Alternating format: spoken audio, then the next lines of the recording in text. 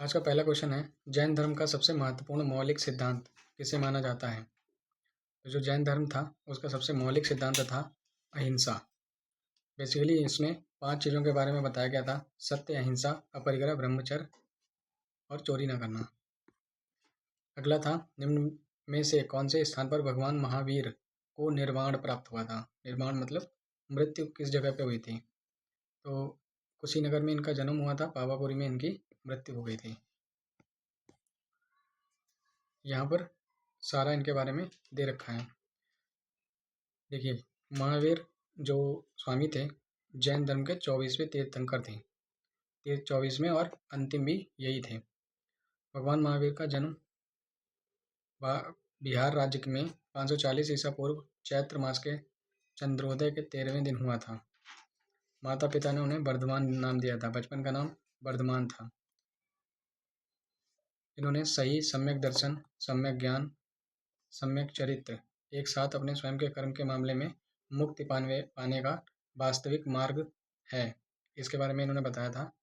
72 वर्ष की अवस्था में महावीर को निर्वाण प्राप्त हुआ था पावापुरी में। उनके निर्वाण दिवस पर लोगों ने उनके सम्मान में दीपों का त्यौहार दीपावली मनाया, जिसे दीपावली दिवस के रूप में भी जाना जाता है। हिंदू और जैन कैलेंडर वर्ष का अंतिम दिन है। प्रथम जैन सभा का आयोजन कहाँ किया गया था?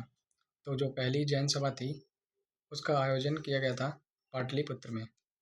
पाटलिपुत्र, जिसको पटना के नाम से जाना जाता है। इस सभा का आयोजन चंद्रगुप्त मौर्य के शासनकाल के दौरान हुआ था। इसकी अध्यक्षता स्तूल बाहु द्वारा की गई थी। इस जैन धर्म समिति के इस हिस्से में 12 उपांगों का संकलन किया गया था। पहली जैन सभा में जैन धर्म 2 भागों में विभाजित हो गया।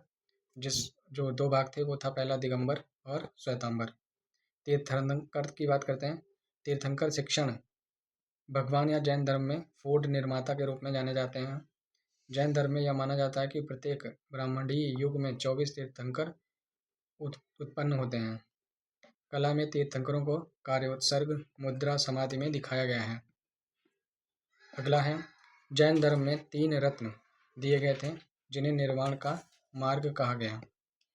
वे 3 रत्न थे: सम्यक दर्शन, सम्यक ज्ञान और सम्यक आचरण। तो ये हो जाएगा सम्यक दर्शन, सम्यक मार्ग और सम्यक आचरण। सम्यक दर्शन, सम्यक ज्ञान, सम्यक आचरण 4th होगा ना, तो ये हमारा 4th आंसर हो जाएगा। नेक्स्ट क्वेश्चन है, जैन धर्म में पहले तीर्थंकर ऋषभ देव थे। पहले जो तीर्थंकर थे ऋषभ देव, और जो 24वें नंबर के हुए वो महावीर स्वामी खुद थे। पार्श्वनाथ जैन धर्म के 23वें तीर्थंकर थे। बौद्ध धर्म के 3 रत्न त्रिरत्न कौन से हैं? बुद्ध, धम्म और संघ हैं। प्रथम तीर्थंकर ऋषभनाथ और अंतिम तीर्थंकर महावीर के प्रतीक चिन्ह क्या थे? तो प्रतीक चिन्हों की बात करें तो वृषभ और हाथी ये चिन्ह थे। जैन धर्म के बारे में सारा देख लेते हैं। जैन धर्म के में टोटल 24 तीर्थंकर हुए। प्रथम तीर्थंकर ऋषभदेव, अंतिम महावीर स्वामी। ऋषभदेव महान सम्राट भरत के पिता थे।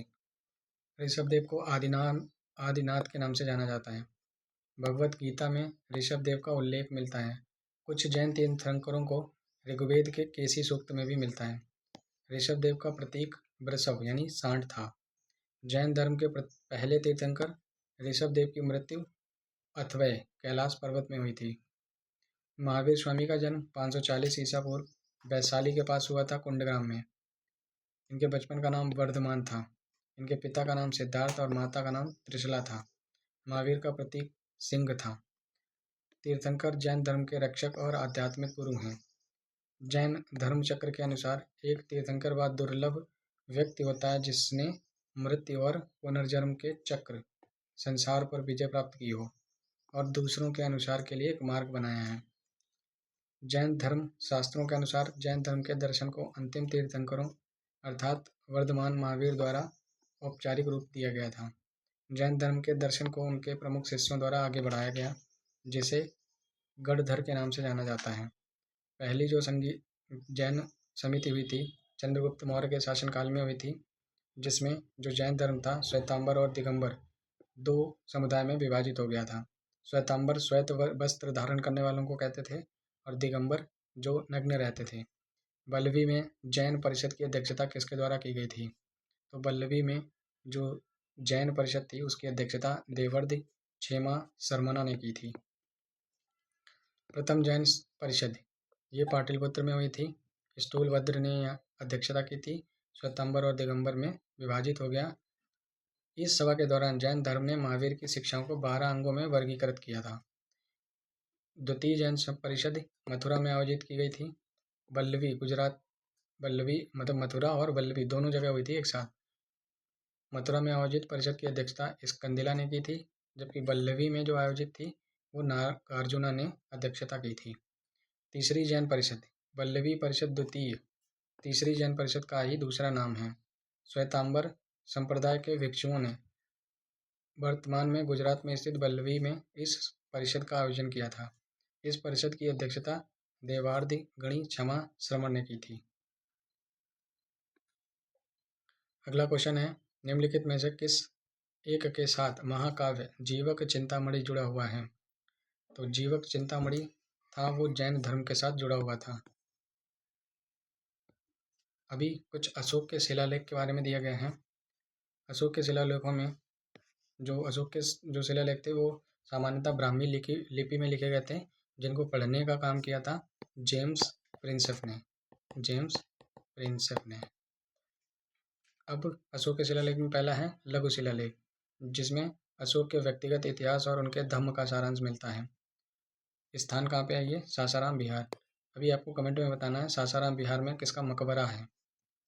दो कलिंग शिलालेख, कलिंग युद्ध के बाद प्रशासन की एक नई प्रणाली बनाई गई थी। कलिंग युद्ध कब हुआ था? 261 ईस्वी में हुआ था, 261 ईस्वी में, जहाँ पर अशोक के हृदय परिवर्तन की बातें कही गई थी। मतलब वहाँ पर बहुत ज़्यादा ही लोग मारे गए थे, जिसके बाद उन्होंने युद्ध त्याग दिया था अशोक ने। भबरू बैराट शिलालेख, अशोक का बौद्ध धर्म में रूपांतरण। 7 स्तंभ लेख, शिलालेख के लिए परिशिष्ट। 4 मीनार शिलालेख, अशोक का संकेत धम्म के प्रति कट्टरता के लिए। तराई शिलालेख, अशोक का बौद्ध धर्म के प्रति सम्मान। अगला क्वेश्चन है, अशोक के निम्नलिखित अभिलेखों में से किसमें उनका नाम अशोक उल्लेखित किया गया था?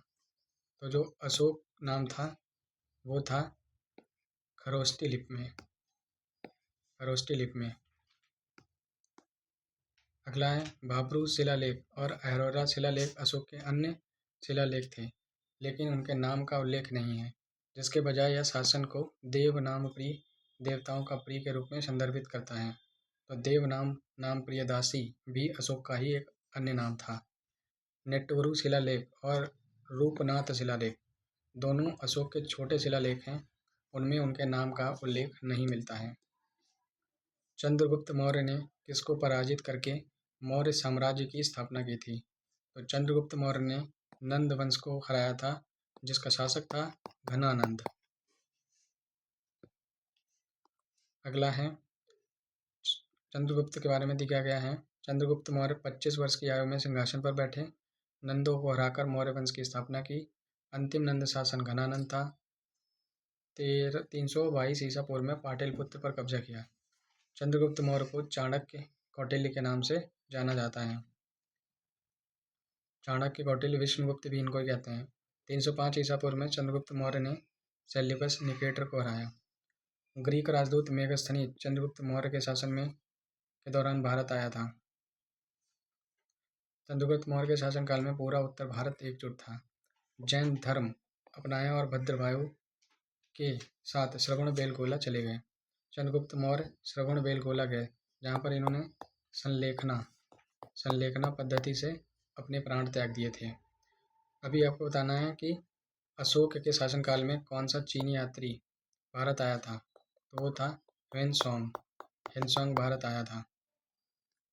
अगला है, किस मौर्य शासक ने सिंहासन त्याग कर जैन धर्म अपना लिया था?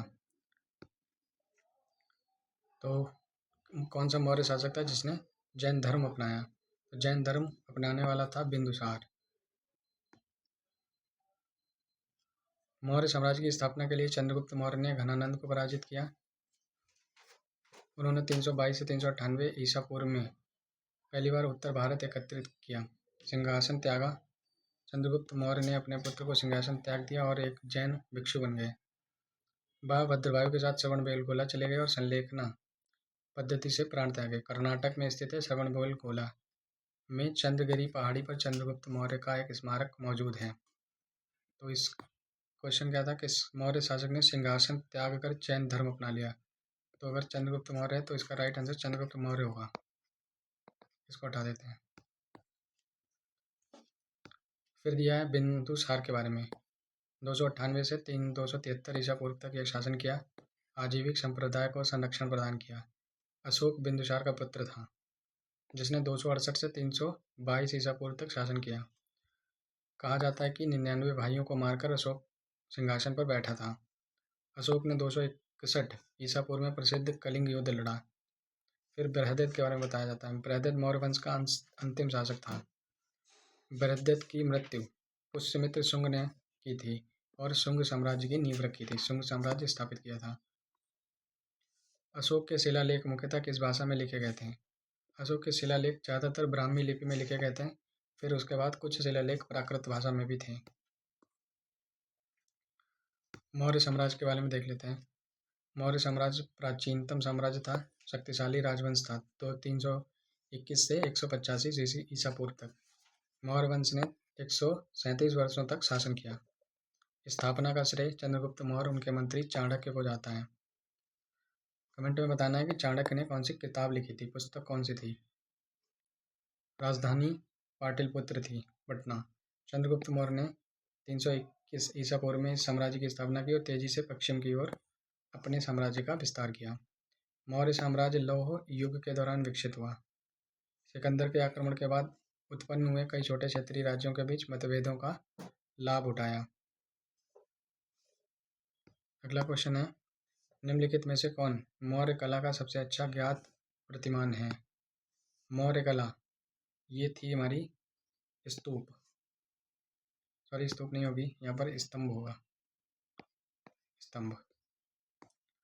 अगला है, मौर्य कला में अशोक द्वारा स्थापित स्तंभ सर्वश्रेष्ठ प्रतिमान माने जाते हैं। अशोक ने अपने शासनकाल में 268 ईसा पूर्व से 232 ईसा पूर्व तक कई स्तंभों की स्थापना की। 26 जनवरी 1950 को भारतीय संविधान सभा ने इसे स्वीकार कर लिया था। जो सारनाथ से जो सिंह स्तंभ लिया गया था उसको 26 जनवरी 1950 को। अशोक के 7 स्तंभ हैं। पहला स्तंभ है अशोक का लोगों की सुरक्षा का सिद्धांत। दूसरा है धम्म को न्यूनतम पापों, कई गुणों, करुणा, उदारता, सच्चाई, पवित्रता के रूप में परिभाषित करना। तीसरा स्तंभ कठोरता, क्रूरता, क्रोध के बारे में बता पापों को समाप्त करना।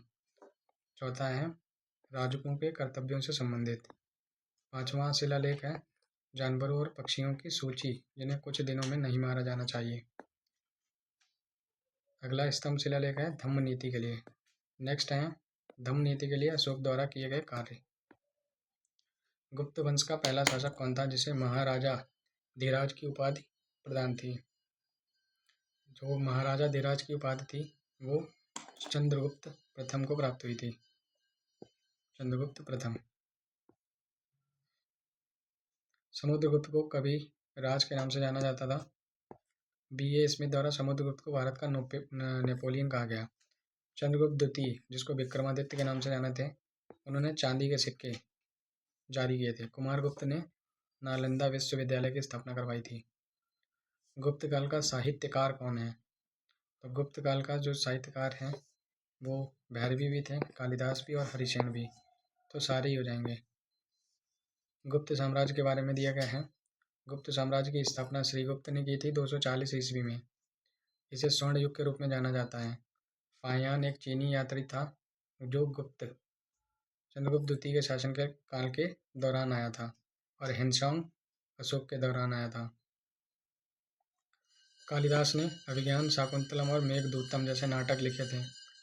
भाषा ने रामायण और महाभारत से लिखे गए विषयों के 13 नाटक लिखे। दंडी काव्यदर्श और 10 कुमार चरित लिखा। भैरवी ने किरातार्जुनीय की रचना की जिसमें किरात और अर्जुन के बीच युद्ध का वर्णन किया गया। पंचतंत्र की रचना विष्णु शर्मा ने की थी। अगला क्वेश्चन है, निम्नलिखित में से कौन सा शासक पल्लव वंश का संस्थापक था? पल्लव वंश के जो संस्थापक थे वो नरसिंह वर्मन प्रथम थे।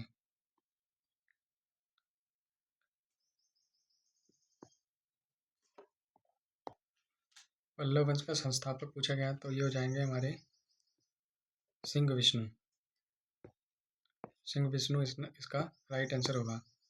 देखते हैं सिंह विष्णु, वह पल्लव वंश के संस्थापक थे। उन्होंने कावेरी तट पर क्षेत्र का विस्तार करने के लिए चोलों का कालाभरा को हराया। महेंद्र वर्मन प्रथम, चालुक्य पल्लव के बीच संघर्ष हुआ। वह ब्रह्मा विष्णु और शिव के लिए गुफा मंदिरों का निर्माता है। इन्होंने शैव धर्म को अपनाया था। नरसिंह वर्मन प्रथम, कांची के पास उन्होंने मणिमंगलम के युद्ध में पश्चिमी चालुक्यों के पुलकेशिन द्वितीय को हराया था। निम्नलिखित में से कौन गुप्त काल के दौरान चिकित्सा पर अपने कार्य के लिए जाने जाते हैं? गुप्त काल में चिकित्सा के लिए तो हो जाएंगे सुश्रुत। गुप्त काल के बारे में दिया गया है, भारत का स्वर्ण युग था ये। कालिदास चंद्रगुप्त यहाँ पर विद्यमान थे। विक्रमादित्य के दरबार में उन्होंने पुस्तकें लिखी, अभियान शाकुंतलम, कुमार संभवम, मालविकाग्निमित्रम, ऋतुसंहारम, मेघदूत। प्रसिद्ध पंचतंत्र के लेखक विष्णु शर्मा भी यही थे गुप्त काल में ही। आर्यभट्ट भी गुप्त काल से ही संबंधित हैं, गणित और खगोल शास्त्री रहे हैं जो।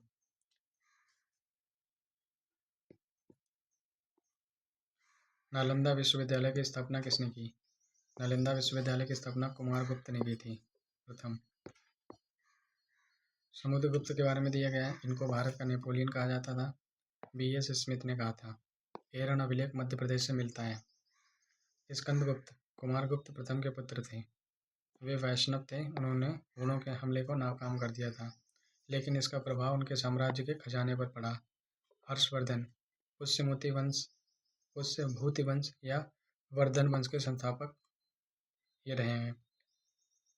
वह एक हिंदू थे जिन्होंने बाद में बौद्ध धर्म अपना लिया था। वर्धन वंश की राजधानी कन्नौज थी। इसी से रिलेटेड हैं हर्षवर्धन। उन्होंने भी अपनी राजधानी कन्नौज ही बनाई थी। गुप्त काल के दौरान सोने के सिक्कों को निम्नलिखित में से किस नाम से जाना जाता था? तो जो सोने के सिक्के थे उसको हम रूपक के नाम से जानते थे। भारतीय मैकियावेली किसे कहा जाता है? भारतीय मैकियावेली ये चंद्रगुप्त को कहा जाता है। मैकियावेली से रिलेटेड है, चंद्रगुप्त ने मौर्य वंश की स्थापना की थी। मैकियावेली हो जाएगा, कौटिल्य को कहते हैं मैकियावेली। भारतीय मैकियावेली कौटिल्य को भारतीय मैकियावेली कहा जाता है।